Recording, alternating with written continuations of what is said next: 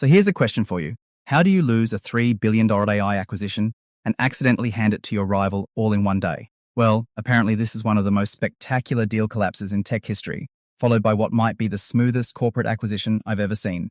Don't forget to like and subscribe or just keep watching. I mean, you're already here. We're talking about Windsurf. You might know them as an AI code editor, but by the end of this video, you're definitely going to remember them as the company that almost got bought for $3 billion, then watched their CEO and co-founder walk out the door. This is wild. Let's break it down.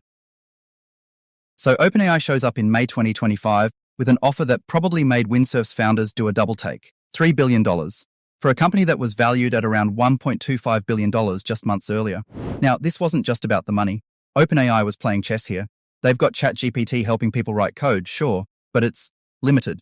They had previously tried to acquire another AI coding startup called Cursor, but that didn't go anywhere. So Windsurf was like their rebound, but a really, really expensive rebound. And honestly, it made total sense for them to go after Windsurf.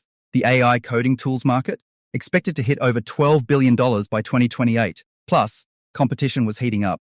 Microsoft's GitHub Copilot was already eating into their territory, even though it runs on OpenAI's technology.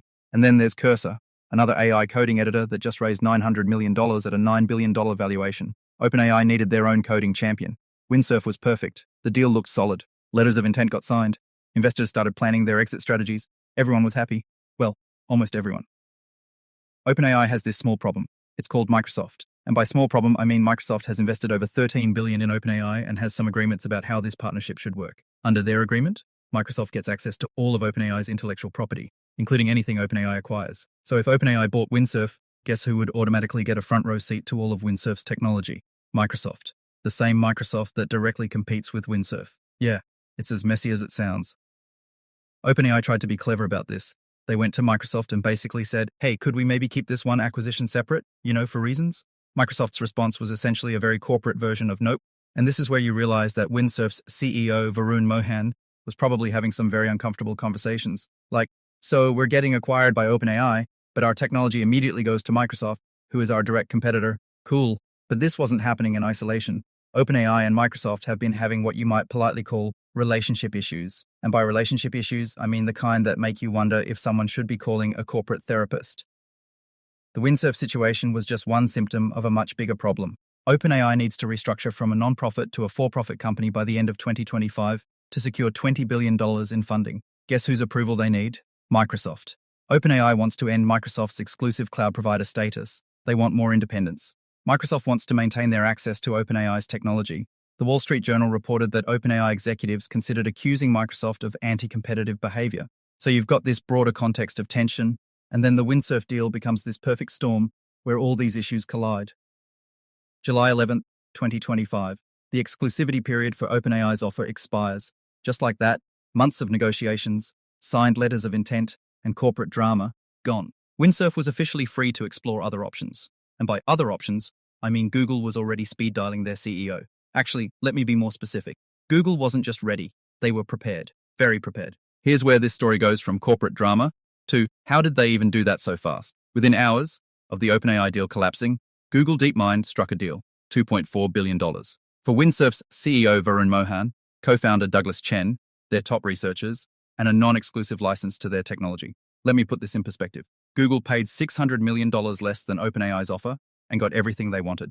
The talent, the technology, the competitive advantage, all while letting Windsurf stay independent. This is what's called a reverse acqui-hire. Instead of buying the whole company, you hire the key people and license the tech. It's faster, cleaner, and apparently $600 million cheaper. Google's spokesperson said they were excited to welcome some top AI coding talent to advance our work in agentic coding, which in corporate speak translates to, thanks for doing all the hard work. We'll take it from here.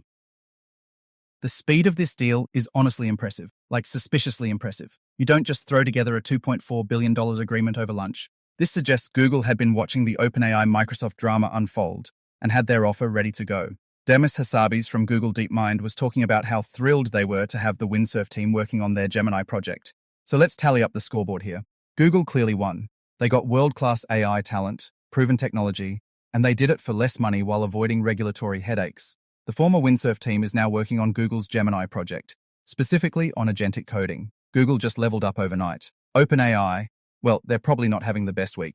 They lost a major strategic acquisition, They're still dealing with Microsoft's constraints, and they watched a competitor snatch away the prize.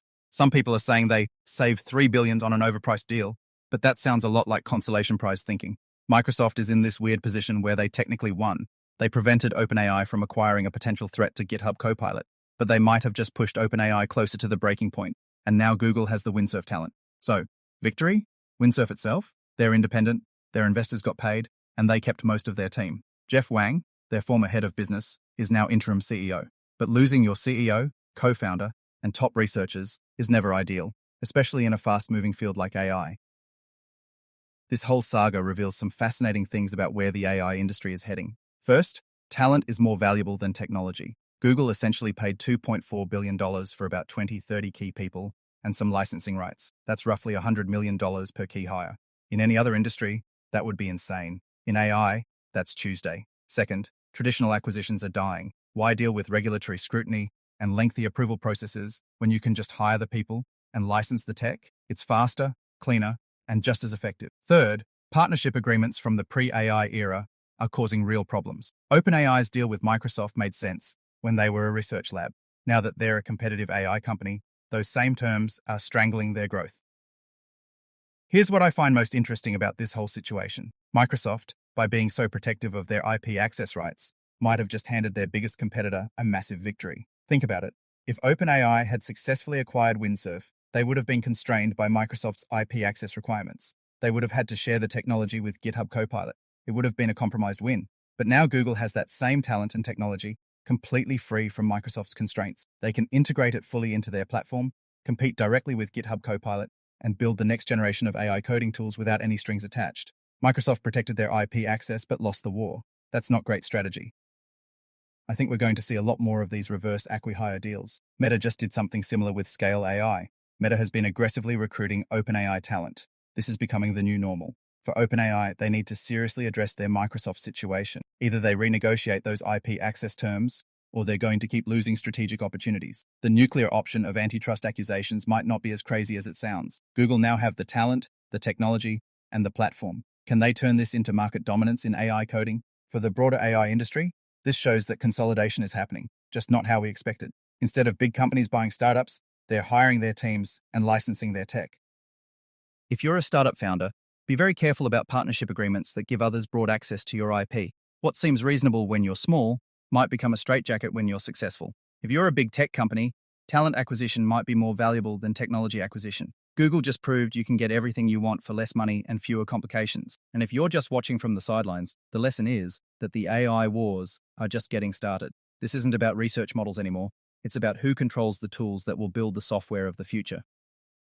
Look, at the end of the day, this story is about more than just one failed acquisition. It's about how fast the AI industry is moving, how valuable the right talent has become, and how traditional corporate structures are struggling to keep up.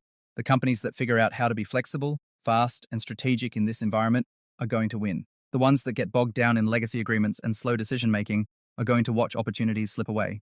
Google just showed everyone how it's done. The question is, who's going to be watching and learning, and who's going to be left wondering what just happened? Because trust me, this was just the beginning.